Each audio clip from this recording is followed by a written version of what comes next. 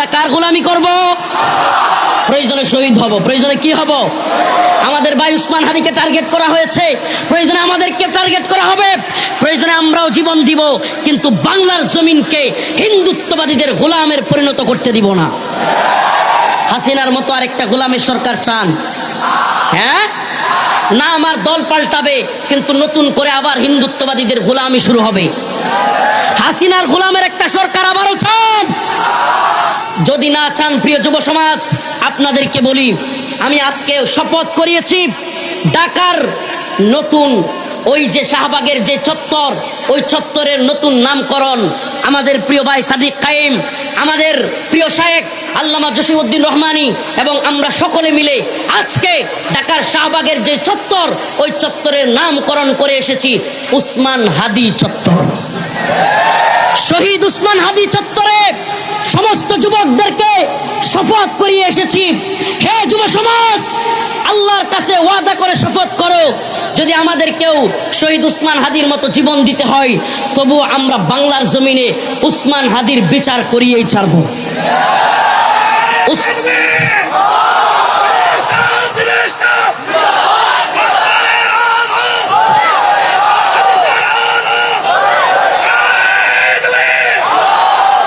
শহীদের মিছিল কি ভয় পান?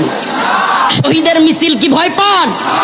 শহীদের মিছিলে নাম লিখাতে চলো মুসলিম ভাই, শহীদের মিছিলে নাম লিখাতে চলো মুসলিম ভাই, মরণের স্বাদ পাবে তুমি, এসো না নাম লিখাই, শহীদের মিছিলে নাম লিখাতে চলো মুসলিম ভাই, শহীদের মিছিলে নাম লিখাতে চলো মুসলিম ভাই। এই তো সে কাফের জাতি, আজও থামেনি যার চলার গতি, এই তো সে কাফেলা বীরের জাতি, আজও থামেনি যার চলার গতি। ঠিক কিনা বলেন? আল্লামা শহীদ আমরা যাকে মনে করি, আল্লামা সাইদ রহিমাহুল্লাহ শহীদ, জীবন দিয়ে গিয়েছেন, রাস্তা বন্ধ হয় নাই। আল্লামা বাবুনগরী রহিমাহুল্লাহ শহীদ, আমরা মনে করি জীবন দিয়ে গিয়েছেন, পরিবর্তন হয় নাই পথ, জীবন দিয়ে গেছে আমাদের ভাই আবু সাঈদ মীর মুগ্ধ, জীবন দিয়েছে আব্রার ফাহাদ, শাহাদাতের দরজা বন্ধ হয় নাই। ইনশাআল্লাহ এই দলে শেষ অন্তর্ভুক্ত নাম, এই ভূখণ্ডের জন্য, ইনসাফের জন্য শেষ নামটা হলো হিন্দুত্ববাদী ভারতের বিরুদ্ধে শহীদ উসমান হাদি রহিমাহুল্লাহ। সর্বশেষ নাম সংযোজন, কিন্তু এই নাম থামবে না, এই নাম থামবে না।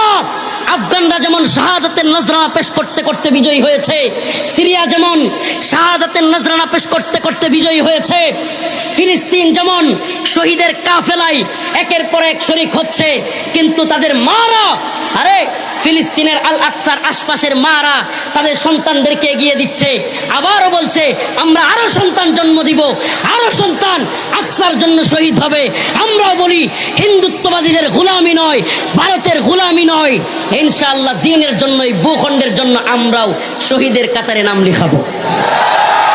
রাজি আছেন ইনশাআল্লাহ? হে প্রিয় যুব সমাজ, আখের আরেকটা কথা বলে যাই, আওয়ামী লীগ শুধু ভারতের গোলাম, বিষয়টা এমন না। নতুন করে কেউ যদি ভারতের গোলামি করে, সে যেই দলের হোক, দিল্লির গোলামদেরকে লাঠি পিটা কইরা এই বাংলার জমিন থেকে বিতাড়িত করা হবে। আমরা সব সহ্য করব, দিল্লির গোলামি সহ্য করব না।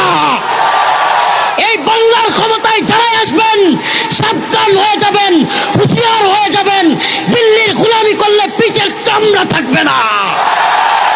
উসমান হাদিরা জীবন দিয়েছে, আমরাও জীবন দিব, কিন্তু বাংলাদেশের দিল্লির গোলামি কাউকে করতে দিব না।